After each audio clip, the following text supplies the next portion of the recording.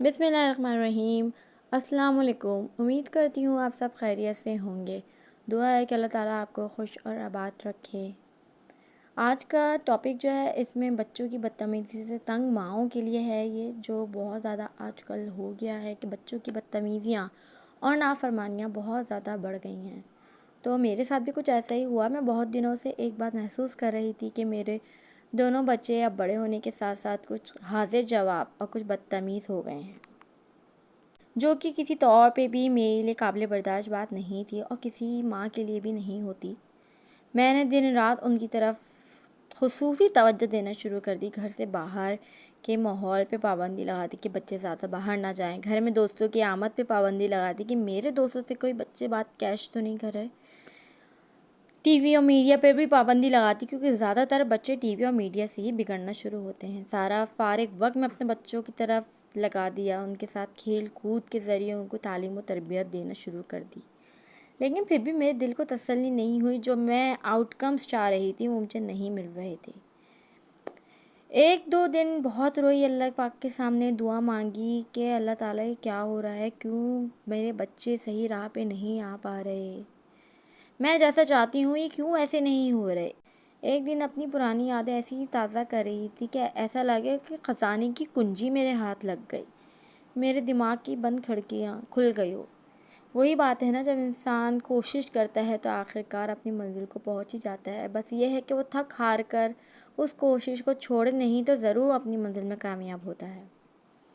میرے ساتھ بھی کچھ ایسے ہی ہوا۔ میری تقدیر سنورنے لگ گئی۔ یا اللہ تیرا شکر ہے کہ تو نے میری مدد فرمائی۔ ہوا کچھ یوں کہ میں جب سے ہوش سنبھالا اپنی امی کو فجر کی نماز کے بعد آٹا گوندتے دیکھا۔ وہ ساتھ ساتھ درود شریف پڑھتی رہتی تھی، ساتھ ساتھ آٹا گوندتی تھی۔ پھر دوپہر کے لیے سالن بنانا ہوتا تھا تو بھی لہسن پیاز سبزی سب کچھ کرتے کرتے اللہ کا ذکر لازمی ہوتا تھا۔ اور امی یہی کہتی تھی کہ میں یہ سب اس لیے کرتی ہوں کہ کھانے میں برکت رہے، اس کی بدولت میری اولاد کو اللہ اپنے حفظ و امان میں رکھے، اس کے منہ میں جانے والے نوالا بھی اللہ کی ذکر سے بھرپور ہو۔ اور مجھے فخر ہے کہ میرے سارے اچھائیاں میرے بچوں کے آگے آئی ہیں، کوئی برائی میرے گھر نہیں آتی۔ میں نے خود بھی ایسے ہی کیا تھا۔ پھر ایک دو سال سے میں بغیر درود شریف پڑھنے کھانے پکانے لگ گئی کی طرف مگن ہو گئی۔ ظاہر سی بات ہے شیطان حاوی ہو جاتا ہے، انسان بھول جاتا ہے۔ پھر مجھے محسوس ہوا کہ میرے گھر سے برکتیں ختم ہوتی جا رہی ہیں، میرے بچے بگڑ رہے ہیں۔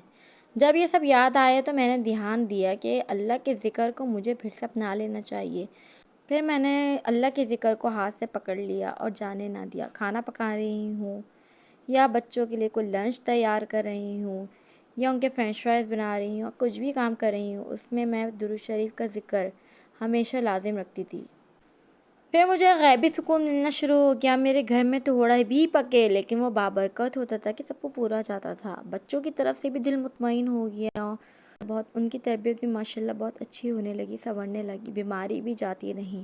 پانی بھی پیا تو اللہ پاک کا نام لے کر پیا، روزانہ شکرانہ بھی بھیجا اللہ کے اوپر، نوافل کی روٹین بنا لی۔ مجھے کبھی اپنے گھر سے خوف محسوس نہیں ہوا۔ پھر کبھی یہ نہیں لگا کہ میرے گھر کوئی چور نہ آ جائے۔ زندگی بہت پرسکون سی ہو گئی۔ بس کچھ عرصہ غفلت میں گزرا، بے سکونی کا گزرا، اللہ پاک نے تھام لیا۔ یا اللہ بس تیرا ہی سہارا چاہیے مجھے، میرے لیے میرا رب ہی کافی ہے۔ اپنی زندگیوں میں کھانے پینے کی تمام اشیاء پر اپنے رب کا نام لے کر استعمال کرو، زندگی میں بے چینی بے سکونی ختم ہو جائے گی انشاءاللہ۔ اس ویڈیو کو صدقہ جاری اور اللہ کی رضا کی نیت سے اپنے پیاروں کے ساتھ شیئر کیجیے، ہو سکتا ہے آپ کی تھوڑی سی محنت یا کوشش کسی کی زندگی بدلنے کا ذریعہ بن جائے۔ ویڈیو پسند آئی ہو تو چینل کو ضرور سبسکرائب کیجیے اور ویڈیو کو لائک کیجیے۔ جزاک اللہ خیر۔